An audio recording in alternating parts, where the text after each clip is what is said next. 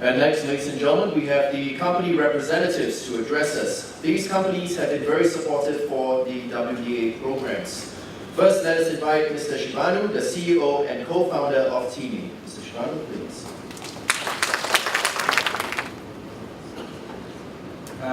Respected guest of honor, Mr. Anand Cherapong, CEO of WDA, Mr. Leslie Lowe, Chairman of Leeton Hall, distinguished guests, and the graduating class of 2014, a very good afternoon to all of you.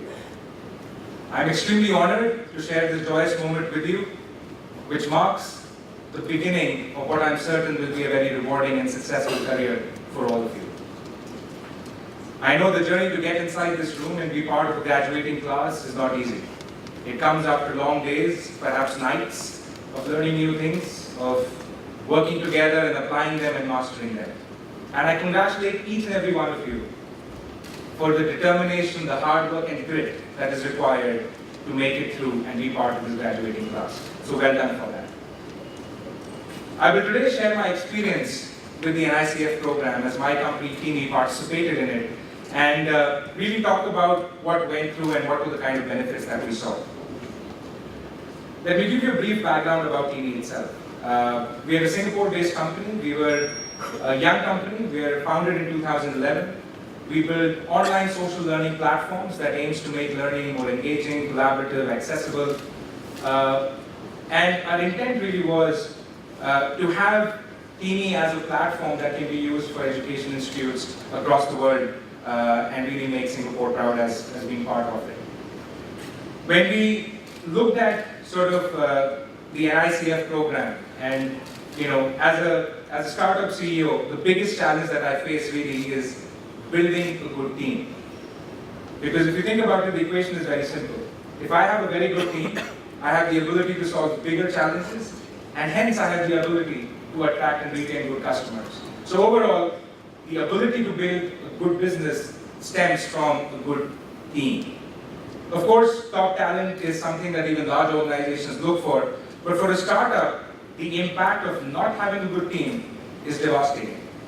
It would mean us not existing versus us having a good company as such.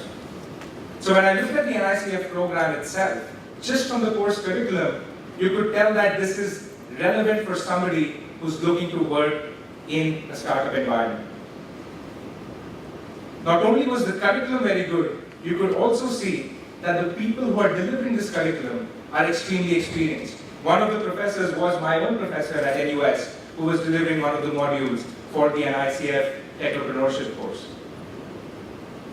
The thing about working in a startup, which is very, very different from any other organization, and I can say this with some experience having worked in a large organization and having run a startup as well, is that the trouble of working in a startup is that you are expected to go beyond the expectation of the company, which itself sounds funny.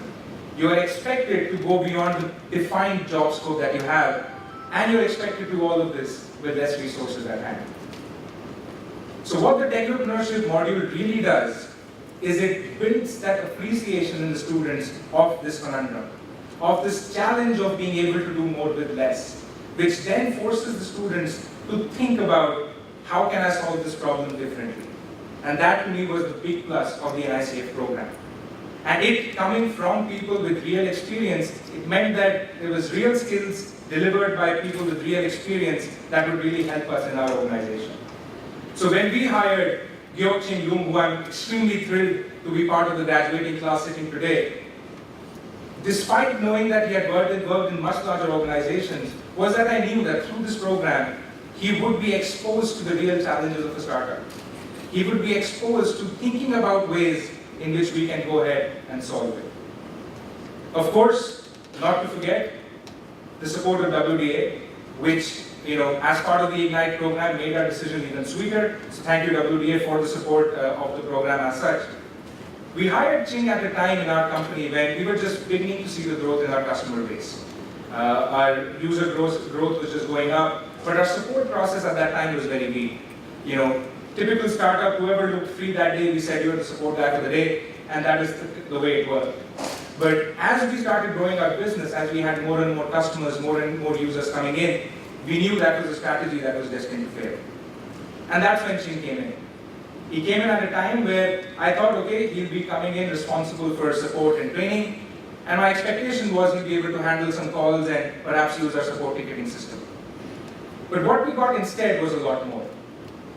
See, at TeamMe, we set very high standards for our employees, which we have to because we are a startup. But what we value most is the ability for our employees to take initiative and ownership. And that is where Ching really did very well. He took a lot of initiative in finding new support tools that we could use, in helping define a support process that could be used for 500,000 users that exist on our platform. As our customer base grew, our support team grew as well. And Ching became the go-to person for support, for training them, for building that support team. So as TeamMe, as an employer, through this program, we just didn't get a warm body who could handle phone calls and train our customers. We got somebody who could appreciate our challenge, who could then think about it just as I would do as the owner of that business. And that was a very, very big plus. And it is at this point that I would also like to applaud the teaching staff at Leaton Hall, who I think have made my job a lot simpler by training them with the relevant skills so that I don't have to do that job once they're inside my company, essentially. I would like to end with just a few words or some thoughts for the graduating class, because I was sitting somewhere here about 10 years ago at NUS, and over the 10 years I've sort of learned a few things. 7 years I worked in a large consulting firm, and for the last 3 years I've been running a business of my own. Some of these things made sense for me, at least they make sense for me now, and hopefully they will make sense to you. The first thing that I did was right after graduation, is that we should stop waiting for that large company or that perfect company that we want to work for. 10 years ago, I decided to work for a relatively small consulting organization instead of a very large global bank. 7 years later, I gave that up to work for something even smaller, which is start my own company. The question really is whether you want to be a small fish in the big pond or a big fish in a small pond. For me, it was always about being a big fish in a small pond because I could learn faster, I could learn more, and help grow myself a lot better. But there are pros and cons to both sides. But the point that I'm trying to make is, if you just keep simply waiting, then you're not part of either pond itself. Which brings me to the second point, which is around taking challenges. Every time in my career, whenever I've seen the growth, it was because I took on a new role which didn't make sense to me, or a new idea which everybody told me I shouldn't pursue, which includes TeamMe, the company that I run right now. A challenge is an opportunity for us to do something bigger, and I encourage you to take that whenever you get it. And that brings me to the last point, which is, I know you guys are graduating, but never stop learning. LinkedIn tells us that some of the top jobs today didn't exist 5 years ago. So if we are to continue to be successful, the biggest skill that we can have is the ability to keep learning.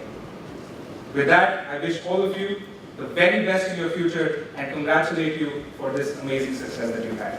Thank you so much.